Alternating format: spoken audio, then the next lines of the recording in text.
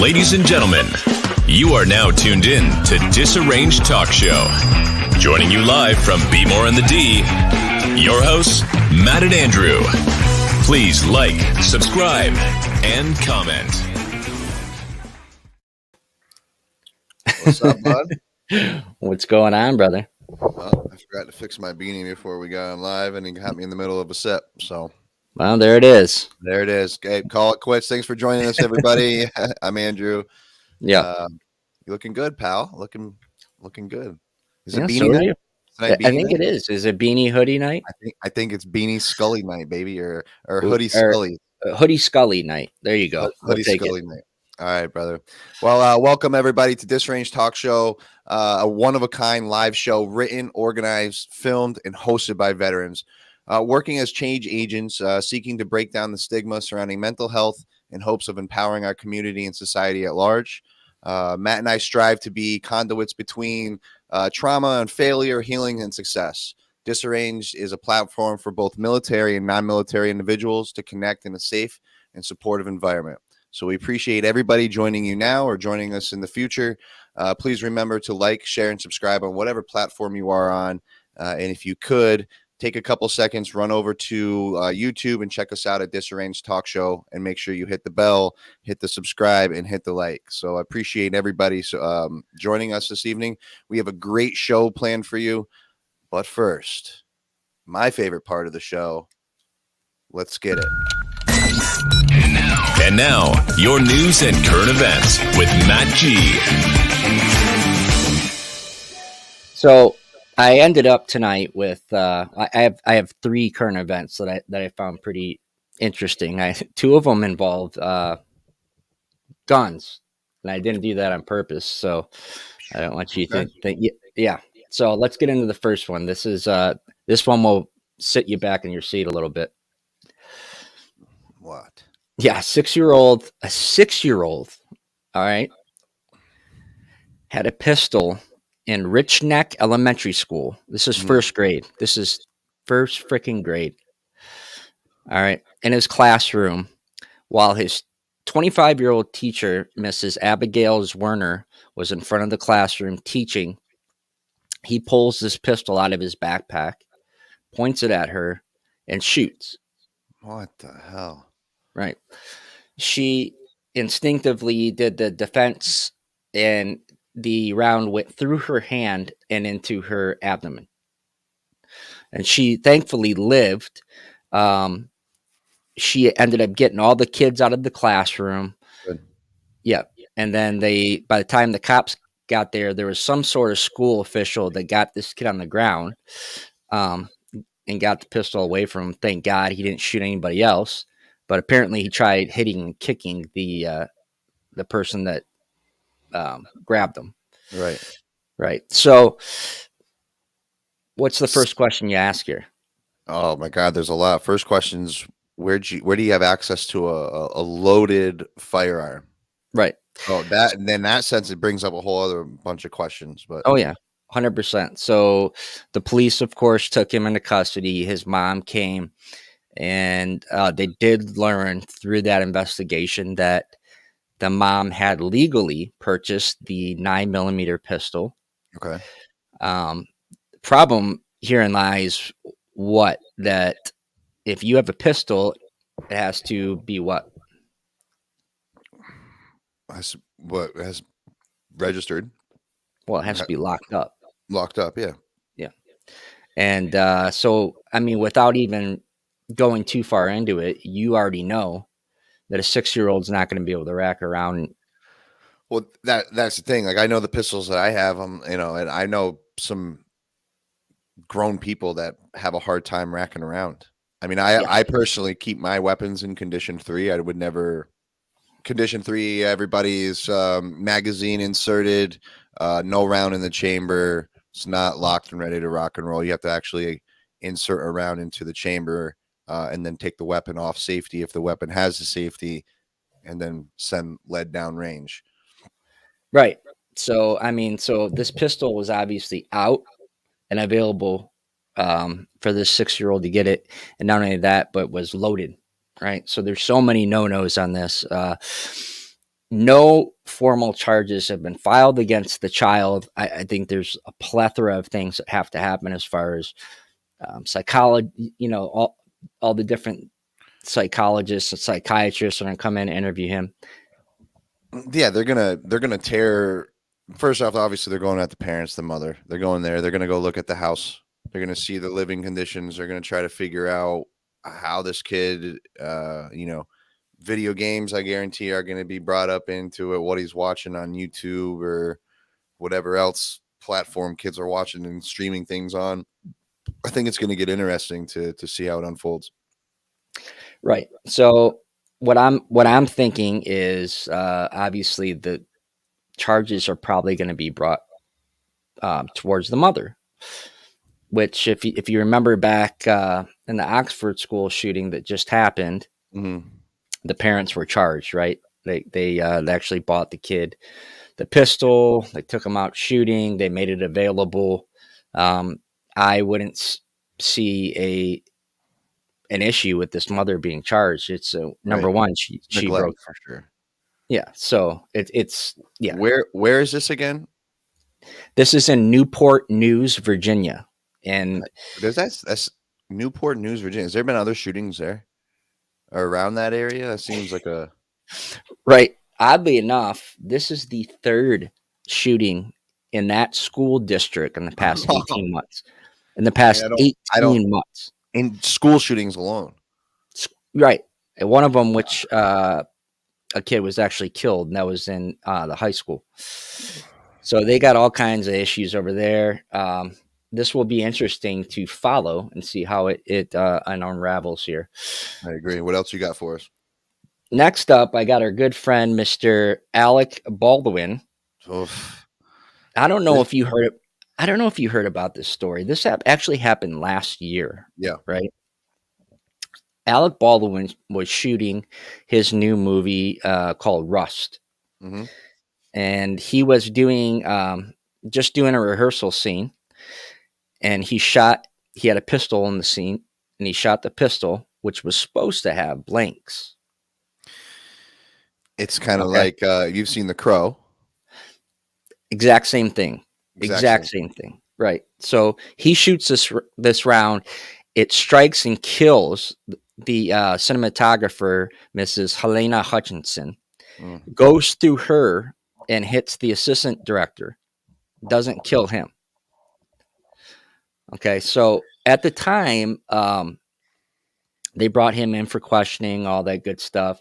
They've been investigating this whole time. They let him go, right? Right. Well, they just brought charges up on him and on the armorer for the movie, which is absolutely should be brought up. The armorer's name is Hannah Gutierrez Reed, and she was, of course, in charge of the ammunition, right, and all the firearms that were used in that movie. Here's my question: What they're on a set of a Hollywood movie. Okay. There's a firearm there's a firearm on set. Why do they even have live rounds? Why is there Well, even live rounds around that area? Like there's no target practicing. There's no like, why? That's my one question. And then I would ask also, I can see the armorer getting charged for this. What's the chain of command policy, and there's other questions that I have too, along just from shooting artillery and being a safety officer, right? Of ammunition. right. So, number one, everybody says, of course, I had no idea how a live round got there, right? No idea. I don't know how much ammunition they actually pull for this shooting. But a live round got in there, and if you have, I mean, we've been to the range how many times, man? Like 100. Yeah, and we've shot blanks, Yes. and we've shot live rounds.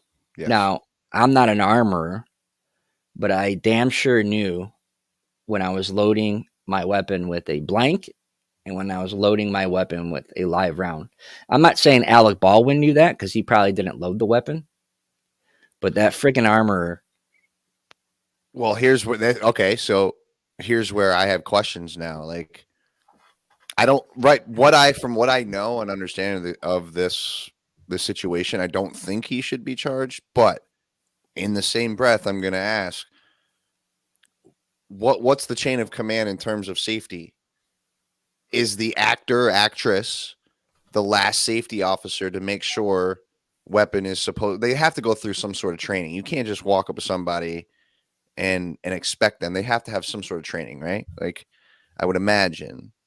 If there was neglect on his side and they can prove that, then yes. I also thought about this today, just actually thinking of this case, and forgot we're even going to be talking about it. What if they pulled his blood? Did they pull his blood? Did they drug test him at all? The armor? After the situation, at any point after this, was any toxicology ran on? Well, it's a female. The armor was a female. No, I'm talking about on Alec. Oh, I don't know, but I mean, so look, Alec Baldwin shows up to the set.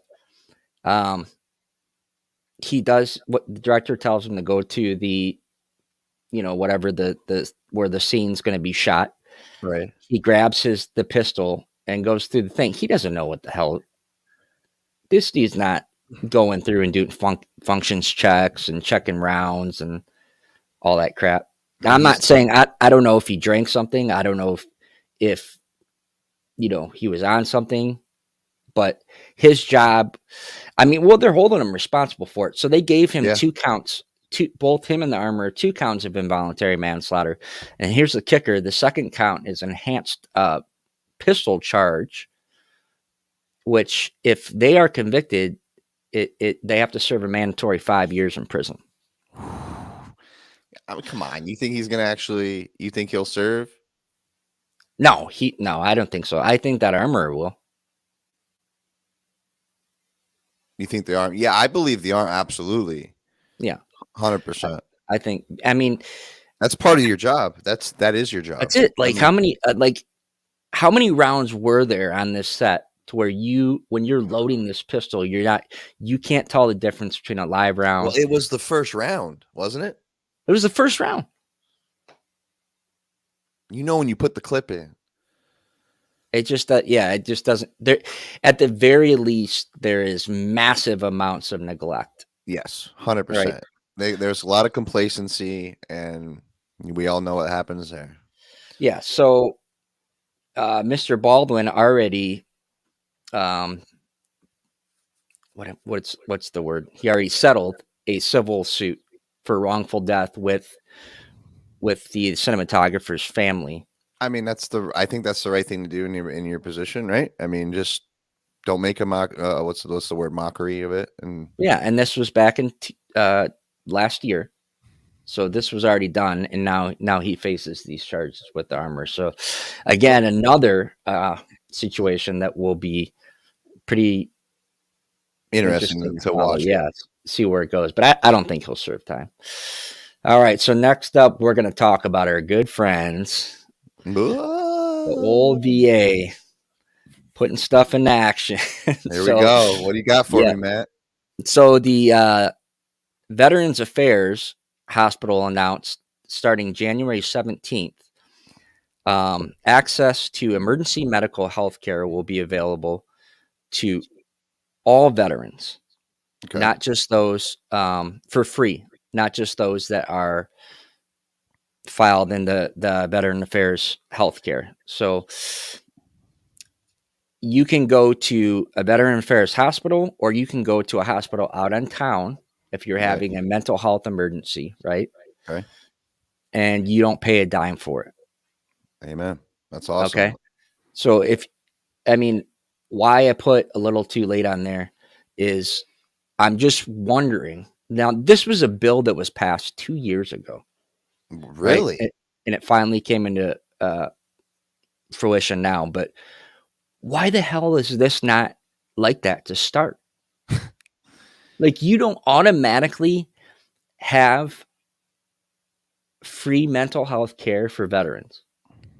It's the whole process of transitioning out of the military is a completely lost world. There was no thought behind it. People don't use common sense. I think people like you, me, and other people out there on the forefront trying to bring light to a situation, to a dark place, aren't the people in power. Right? You know, I think you get up to a certain point. I think it's like anything. You want to join, say it's like joining the military and then doing 20, 30 years. By the time that you're in your 20th year, you're not the same motivator you were on why you joined. There's a point, I would imagine, in your career where it's at that point you've already invested the time into it, and it turns political. And that's the same thing with the VA system, dude. Of course, I'm sure people initially want to go in there and help them, help the VA, help veterans. And as you start climbing the ladder, you got more pressure and different agendas being pushed. And then you have to just be a yes man, keep your head down and keep moving. Yeah. So here's an interesting fact that I learned in reading about this. There is roughly about 18 million veterans in the United States right now, and only half of them are signed up for VA healthcare. Wow. Yeah. Wow. So this goes back to the whole flawed transition of getting out of the military. There's a disconnect, a horrible disconnect. This started with the Obama administration when they started to downsize, and they didn't back up any type of infrastructure to be able to support veterans separating from the military. And now hearing those statistics and knowing how backed up and clogged the VA system is, and it's only at 50%, that's scary. Right. That's scary. Yeah. That's a very scary situation. There's a lot of veterans obviously out there that aren't being taken care of, and there's if they want to sign up tomorrow, there's no room for them. Yeah, it's exactly. And these places are already understaffed. Yes. They're already, we've talked about it a million times. It's just I don't know. To me, the first thing I thought obviously in my head was, why the hell wasn't this like that before? It should have been. Yeah, it should have been right out the gate. And mental health and healthcare. Once you hit a certain threshold in the military, or if you have to go off experience or something, should be just done and paid for. The healthcare systems make trillions of dollars. What's a few million people? Just trust me, you're not going to get veterans going in there every single day because they want to freaking soak up the money, right? They're going to go in there. It should just be taken care of. That's my opinion. That's always going to be my opinion. If you like that opinion, please smash the comments, smash the like button, because I believe that is the truth, my friend. That's some good segments right there, brother. Those are good topics. Yeah. So that's going to be how they're going to manage the logistics behind that, and if someone's got to file financial paperwork and it's going to be a nightmare. Oh, it's going to absolutely just to be able to prove they're going to make it so hard to get through it. But let's see. Hey, it's a step in the right direction. It's progress, and we'll take it. Yeah. So that's it, brother. That's what I got. All right, man. I appreciate you, brother. Tonight, I'm really looking forward to tonight's guest. Ladies and gentlemen, we have Mr. Brian Parrish. He is a realtor, I believe, from Spanish Forks, Utah, and I got that off his signature and his email, and I forgot to ask him if that's actually where he lives or just works. But tonight we're going with it. What? I'm gonna stop you right there, pal, because we're having some difficulties getting Mr. Parrish on the link right now. So Okay. I'm waiting on him. Yep. So I'm waiting on him to respond. We're trying to get it to him. So very good. No, that's no worries. We can talk him up a little bit. We met Mr. Parrish through our good friend Tina, and we really just hit it off with him. He's kind of on the same type of mission statement with helping to better understand other people and their stories in a healthy, to create a healthy, stronger network of supported, like-minded individuals. And on his podcast called the Parrish The Thought. And we'll have to get him when he does get on here. I have to figure out all the channels that he is on, but we met him through him. We've been talking. He's been a good supporter. He's usually on the show on the other end of it. So we're yeah, we're waiting. We apologize. He's the link that he has is not working. So I am going to try sending a new link right now. Okay. All right.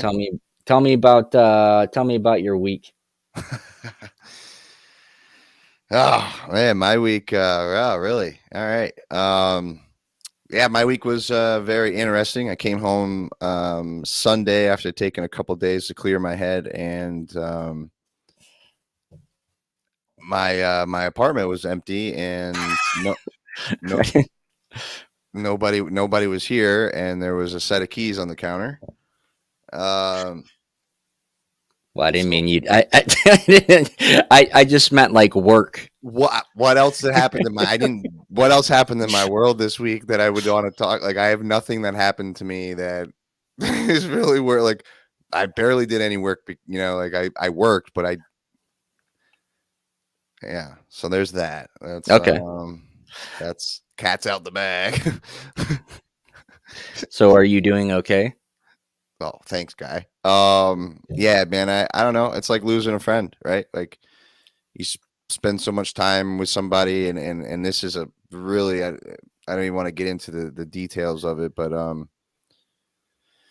yeah, you spend a lot of time and you care for somebody, and all of a sudden they're gone, and you don't have any real direction or understanding. So yeah, it sucks. I didn't think it would really hit me this hard, but it did. And it's just, again, it's like losing a friend, dude. It's like all of a sudden that person's not there. Things are more empty. Yeah, that's that. Wow. Well, you got Prince. Yeah, dude. Yeah, he's right here, passed out, snoring. Well, it's kind of better that there's like, I really don't have, literally, I have nothing in my apartment now, so it's good that he's I heard him a little blind and deaf, so he's not running into as many things. So, well, hey, listen, let's get him on everybody here. Enough with our banter. So tonight's guest, let's bring him on, Mr. Brian Parrish. There he is. Hey, you click enough buttons, something good happens. All right, we got you. Listen, Brian, it makes me feel incredible that I'm not the only one that has technical difficulties. So I appreciate the heck out of you for. And of course, my dog is like, he's been silent until now. Now it's just popping off. So we got some COVID backgrounds going on there. But thank you guys. All three of us have dogs. Mine is actually passed down. Hopefully, will be the entire show. Yeah. I know Bruno for sure will be making an entrance. Brian, what's the name of the dog around you? Oh, usually dipshit, but Charlie normally. Charlie, okay. Yeah. Very He's cool, just- Brian. yeah. Brian, thank you so much for coming on tonight and just hanging out and having a conversation. It's first and foremost, I just want to say thank you very much for hanging out with us every week. We always see your name on there when you can. I know life's busy, and for you even to spend an hour with us a week on the other end and commenting and getting involved, it means a lot just as us as men. So thank you. You're very welcome. It's sometimes awesome things happen in the chat, so it's fun. Yeah, And it's good to help support you guys, and you're doing a great thing, and I like what you're doing. cool. Well, we do appreciate it. So let's hop right into it. I'm excited to talk. So I wanted to, if you could, Brian, just kind of share with our audience and our disarranged network who Brian Parrish is and where did it begin and kind of who you are today. Oh, this goofy little show of mine. Well, like I started this about 5 years ago. There was a TV show called The Story Trek, and the host would just go out to random towns and knock on random doors with his camera crew and say, "What's your story?" I mean, nothing was announced, nothing was planned, and people would initially say, "Get off my porch, who am I? Nobody wants to hear my story." And then he pokes them a little, and everybody's got something that can help, or they just entertain, if not, help someone with their stories. And sometimes we think we have nothing to offer the world. And so I thought that was a miracle. And then when they were done with that interview, they'd put a map of the town on the ground, drop a Sharpie marker on it, and wherever it landed, that's where they'd go next. And it was that random. And to me, that was the absolute miracle of that show. Wow. So I thought, well, I like people. I'm interested in people's stories. So that's kind of the premise of my show. As I don't just randomly show up, but I'll talk to anybody about anything. And I've had just such a range of guests on, and I'm just interested in people's stories and letting them tell it and getting to know people and practicing the old, loving your neighbor and just getting to know people and understand people, especially if they're different from you. I think that's what you just said, loving thy neighbor. I think it's so much easier nowadays that we all can connect and be neighborly in a sense. All three of us are in three different parts of the country, right? And so I think that's I like that perspective. That was nice. I forgot to ask too. Sorry, I just had a brain fart. What platforms is your podcast on? It's Apple Podcasts, Okay. Spotify, Google Podcasts, The big ones. Okay. several others that I don't know what the platform I use puts it on all these ones for me automatically. So Yeah. So we were actually on your podcast, Brian, and I remember we talked extensively on there about politics in the world today and kind of how it's hard for people to listen to each other, right? And it's hard just to hear each other's story and understand each other and accept each other. Is that one of the main goals of interviewing these guests when you go around, is just trying to get a commonality? Well, I think people want to be heard, and we're in with all this social media and the technology that we're all connected. We're so interconnected that yet we're not connecting. I'm finding we've forgotten how to just talk to each other and simply try to understand. It seems like we want to win especially if we're in a discussion about politics, because that's just a mess. Right. And I'm just going to, and for example, I was talking to my dad about it, and he says, I was talking to these Democrats one time, and I couldn't think of what to say. And afterwards, when I was done, I had all these things I could say. And I said, well, what's the point? So you could win? Right. That doesn't serve anybody. You might feel good. Like, yeah, I got them. My side won. But I don't think that solves anything. And we just keep going round and round in circles. And until we just listen without the intent of trying to win or prove my point. Right. I just want to understand at a minimum. And then if we can disagree and go down the, but once you put the humanity back in the conversation, I think it's going to bridge a lot of the gaps that we have in our world right now. So that's pretty much what got you into the digital radio and streaming, is a mixture of that older show, and then you kind of just having this niche with people and wanting to talk and have conversations and kind of keep like more of a center ground. Just things that interest me. I interviewed a young lady who does sound baths the other day. I did a sound bath with her with, the bowls and the woo, those things. And I used to Yeah. think it was I all have no woo and idea. sound baths and, all these Tibetan things. And Yeah. Really? it's amazing. And so we did an interview while doing a session. And then it just, that was interesting to me. So Brian, hopefully it'll promote you need her to turn, doing this. you Yeah. need to turn a camera on. Yeah. Going into that little hole, pretending there's people there is hard. It's like scared of that. what is it? The Truman Show or whatever it is when he comes up to the screen. Yes, poke at him. Well, there's an end to this. Yeah. Yeah. Can you take us through your thought process and when you were creating your show, and some of the why behind it? It makes it unique to you. Well, at first it was just me talking, just bloviating and kind of monologuing these short thoughts I had. And then that I found that very difficult. So I just decided, actually another person who inspired me was Gary Vaynerchuk or Gary V. I don't know if you guys know. Yeah, who he Gary is. V. Yeah, Yeah. big fan. He says, just document things, document life, which made it so much easier to do this. So I don't have to I don't have to be the creative director and come up with this grand show, Hollywood scale show every time. I just find somebody, I'm interested in the story, bring them on, Right. tell it like I did with you guys. Just tell me your story.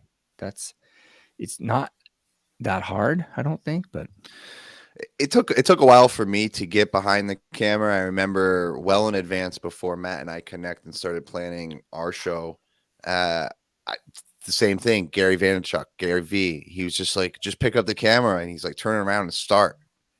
Yeah, and I remember I was running a lot then, doing trail running before I had my knee surgery, and I would try to say something and videotape myself on the way to run.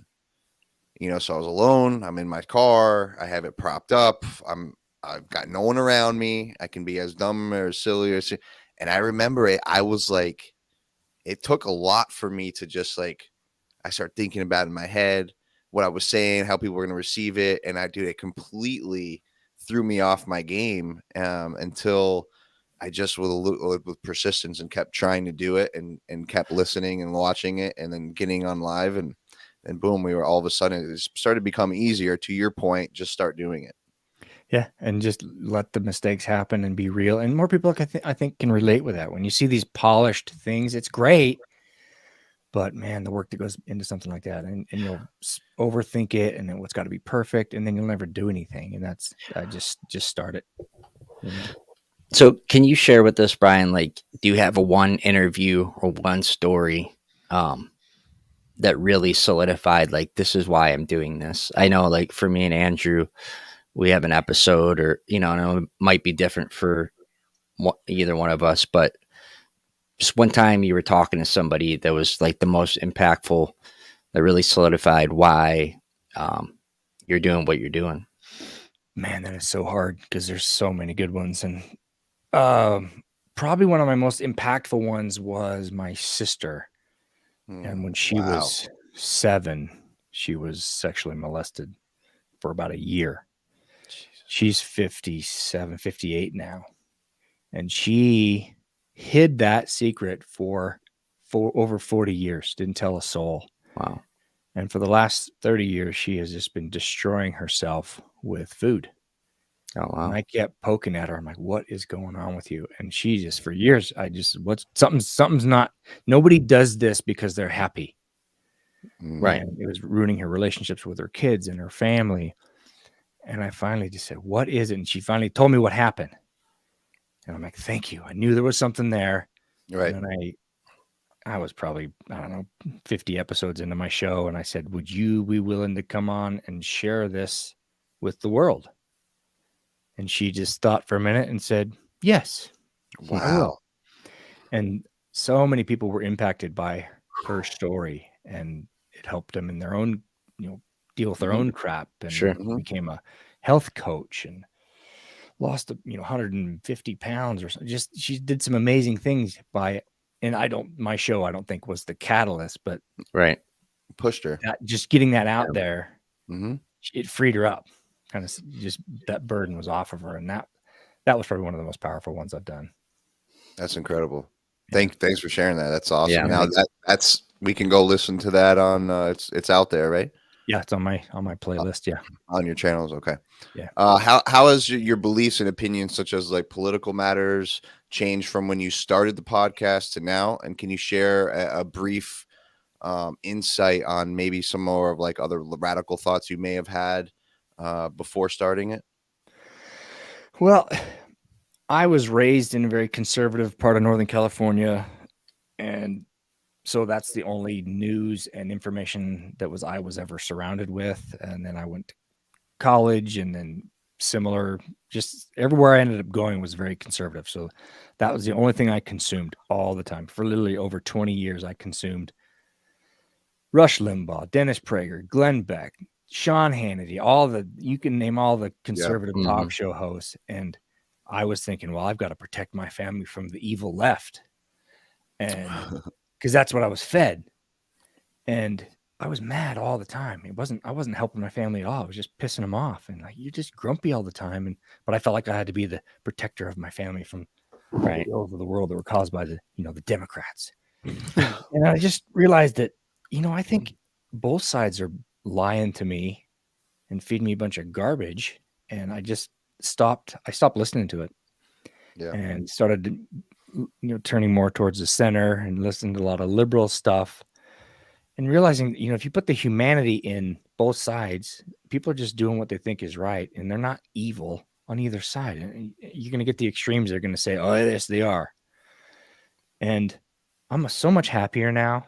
And I can see, in fact, I'm probably going to do a podcast or a book or something that says, hanging out on the fence, because it's in the middle is where things are probably, your perspectives are probably better. And so it's a much better place. And it's interesting, the pushback I'm getting. I get more grief and blowback from my conservative people. That's what I would imagine, unfortunately. More towards the middle. But it's just a healthier place for me. And now I could see the world isn't coming to an end because of them. Us versus them, those guys, they're those guys. Yeah. And I know there's conspiracies and there's evil people in government, and I get it. But generally speaking, I think there's probably more people that are just trying to do the best they can and trying to get to know people and learn other viewpoints just for the sake of learning that viewpoint and finding out how that person came to that conclusion.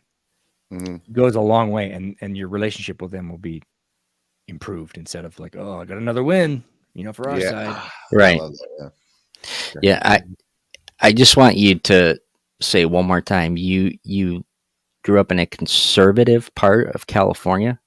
Most of California geographically is conservative. So what I know of California, Brian, correct me if I'm wrong, is it's the big pockets of influences of the, I hate to say of them, right? The left or whatever. There's like the pockets, right? But Northern California, I mean, it's all you got like the coastal areas, LA, the whole LA area for the most part, the Bay Area.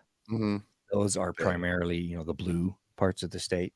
Okay. But the rest of the state is very, very conservative. They're just the vocal, maybe they're not the minority, but they're not very loud about it. And, I had a friend of mine, an old friend from high school, that actually ran against Gavin Newsom for governor this last round. And of course he got, wiped out, but it's surprising. Yeah. It's almost like more conservative than Utah, when that's saying something. Wow. That's crazy. A lot of people from California end up in Utah. Yeah. Because the cost of living's a lot less. Well, it used to be. We're racking it up. We're catching up, but yeah. Well, it's because of the influx, right? People are they slowly moving east? Yeah. Yep. So look out, guys. They're coming for you. Well, they're going to Florida too. In there, yeah. I don't think anybody's coming to Baltimore. So no, that's right. I don't think anybody's coming to Detroit. So so I think we're gonna be okay. Yeah. So Brian, now that you're 2 years in the podcast now, am I right? 4, probably a solid 4 now. Where did I get 2 years, Matt? I don't know why I got 2 years. It's simple math. It's hard. Yeah, no, you're right. Well, I don't know where I got 2 years. I apologize. Nice homework there, Andrew. Shut your mouth, Matt. Where do you see your podcast going, and where what are your kind of your perfect world? Where would you want to take it?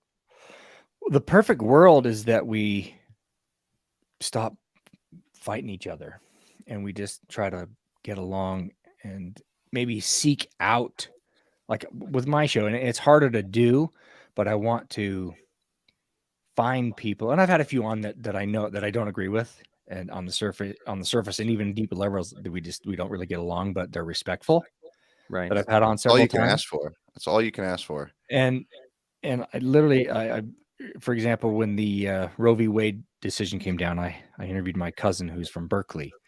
And Berkeley's, it's a reputation of being just a wee bit liberal, right? Just a bit. And I just wanted her opinion on why she thought this was such a horrible idea. Because at first, my instinct was like, "Yeah, that's a good thing, I think," because that's the conservative thing that I've been pounded with my whole life. But it was a fascinating discussion, and I didn't. The point wasn't to prove her wrong or my side's better than your side, but just to say, why is this decision so heartbreaking to you? And Sure. it was fascinating. And a lot of the comments from a lot of her friends were like, "Wow, that was such a great thing." Like, well, that's because we just loved each other, and obviously we're family. But Right. we just talked.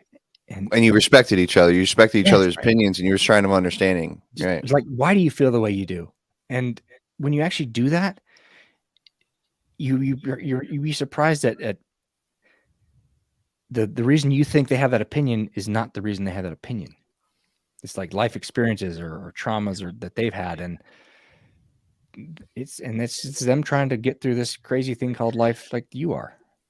So it was a great discussion. Yeah, I think one thing that I've learned personally, especially in the with political beliefs and all that stuff, is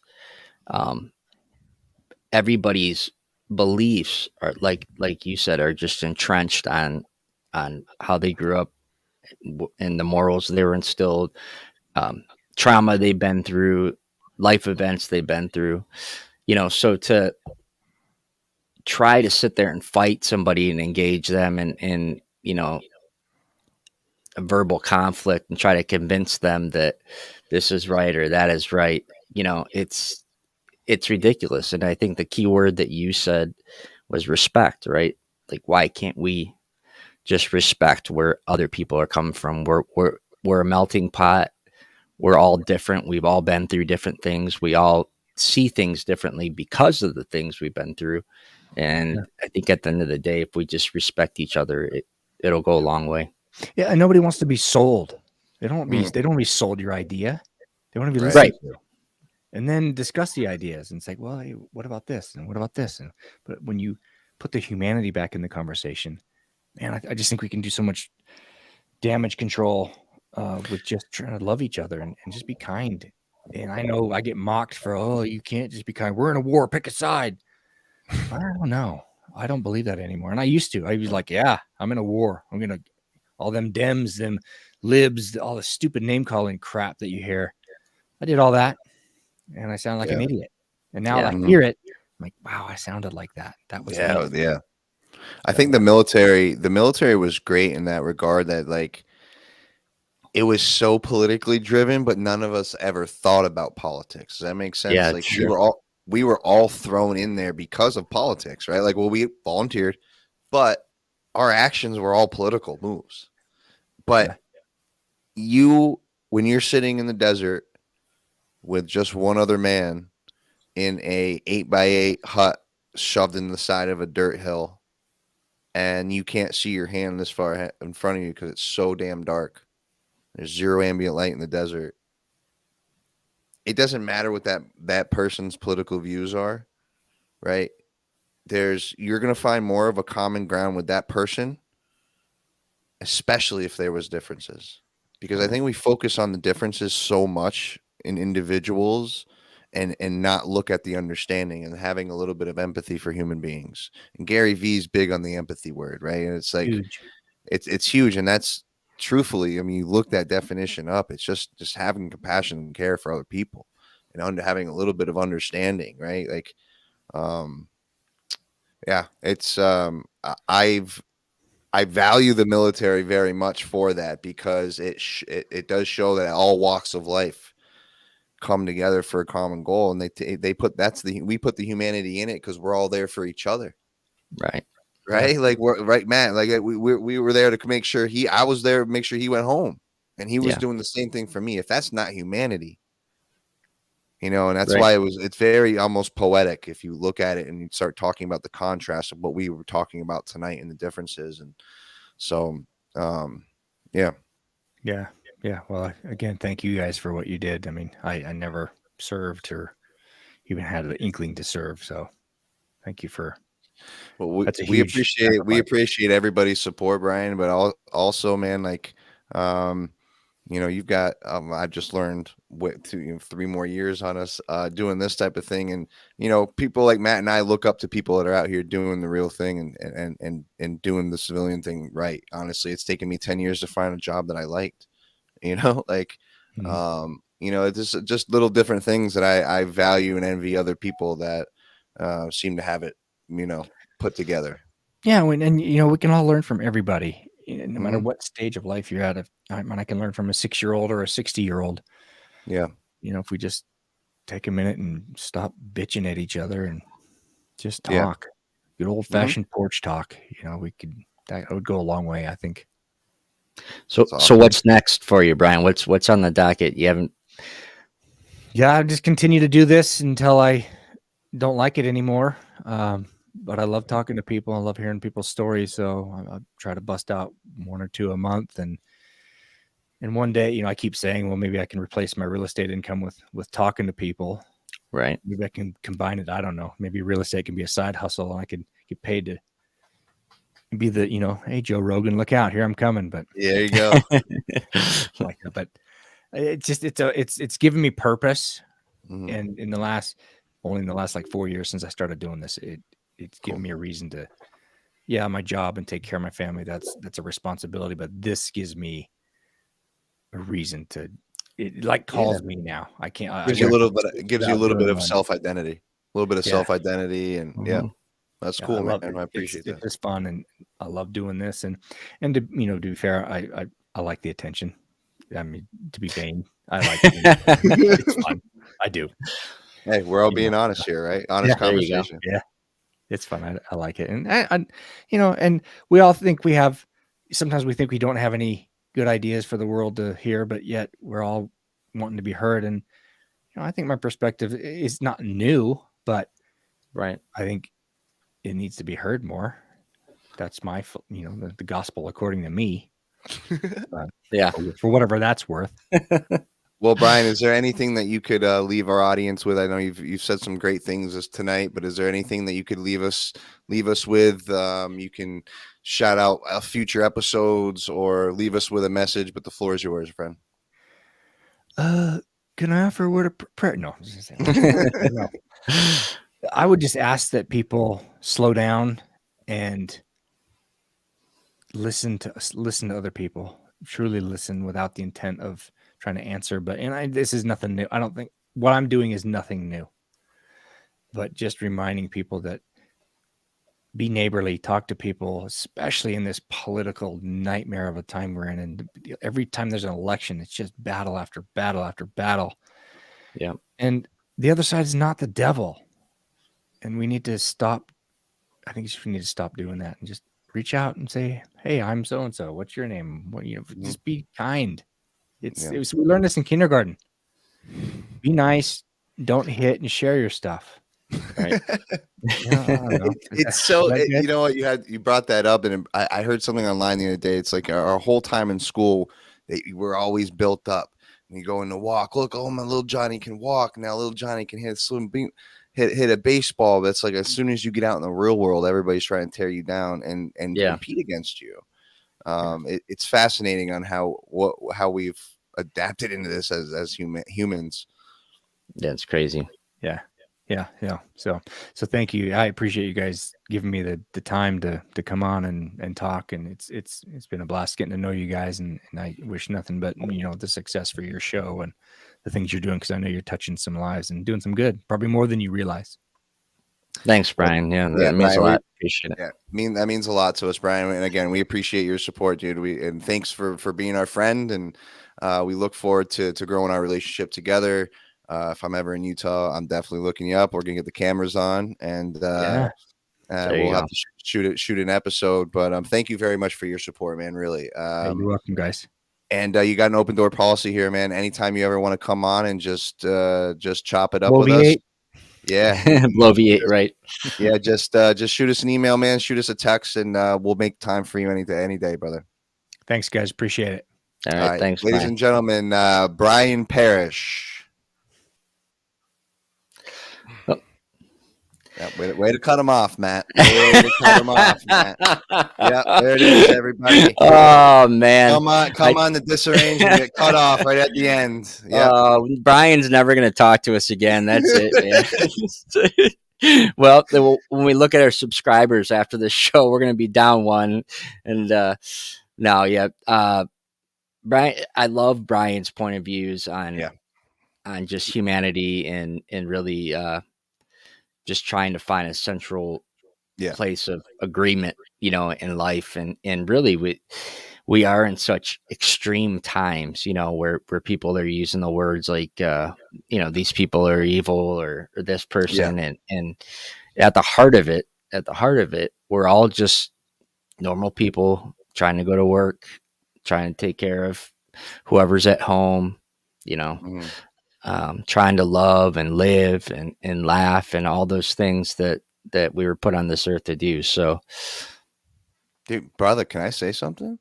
Please. I feel like Brian brought out a little hippie in you, man.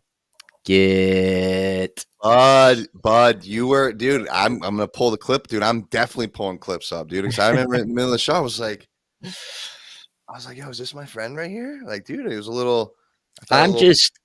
Listen, I'm just love everybody. No, I get it, man. Listen, everybody's struggling out here. Yeah, man. You know what I mean? And just because you are affiliated with one political party or the other doesn't mean you're not a human being. It doesn't mean we're not all trying to strive for the same things. And so, we can't lose sight of that. So I agree. That's hell of a way to end that one, Mamba. That was good. Did you have that planned? No, it came out, but it's just it flows like the River Jordan. Well, brother, listen, this was episode 51. We've got 52 next week, my friend. Yeah, I did want to say I wasn't laughing at you when you were telling your story. Oh, you were. No, I wasn't laughing. It was like a nervous thing because I was trying to email. I was actually emailing Brian while we were talking. So it was, I don't think your situation was funny. I love you, brother. And, I love you too, brother. Thank you. Yeah. And really, I was just asking about your week at work. Well, you could have said, how was your work week? Yeah, I probably should have said that. Right. Instead of because it kind of all got tied into one big gaggle. So it did. It was so the last day's been pretty good. Day and a half, I had a pretty good some solid work that got done. But no, I'm doing all right, buddy. We're gonna buff this one out. Yeah. Yep. We will, as always. That's right. Well, I appreciate you this week, man. You're just like the epitome of a friend. Kind of just dropped a lot of things and just made sure you knew that I was there. You were there for a phone call. So, and I appreciate that. And I appreciate everybody else that's been there for me this week. I really do appreciate it. It's never going to go unforgotten. What do you say, pal? Another one, 51 in the books. 51 in the books. Listen, ladies and gentlemen, I thank you very much for coming in this week and hanging out with us and spending your time. Please make sure you like, share, and subscribe, and join us next week for a great show. 8:00 right here, Facebook, YouTube, and Twitter. That's See you guys soon. Right? Have a great weekend. Let's go. Get out of here. Bye. Peace. Bye. Be safe. sick. Thank you for joining us. Please remember to like, share, comment, and subscribe. We'll see you next time.